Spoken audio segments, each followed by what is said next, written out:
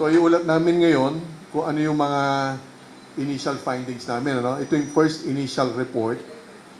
Tatlong bahagi ating gagawin at ginagawa. Una-una, ito yung based on documents, based on available information, yun yung iulat namin sa inyo. Pangalawa, and on that basis, magkakaroon kami ng mas malalim na investigasyon upang tingnan kung sino yung dapat naman natin panagutin doon sa mga, kung mayroon mga nangyaring mali sa pagbabayad at pagmamali sa mga dokumento.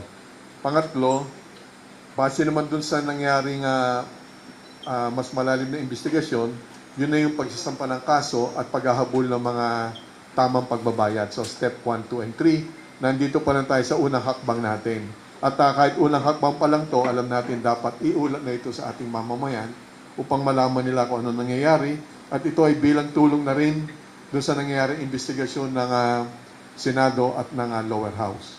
So, una-una, linawin ko, ilan ba yung mga sasakyan na nasa kustodiya na ng Bureau of Customs?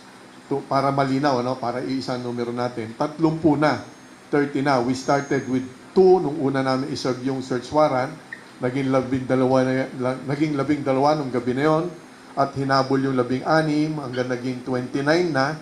At ngayon ay 30 na. 30 na dahil kahapon, isinuko naman yung Mercedes-Benz Maybach.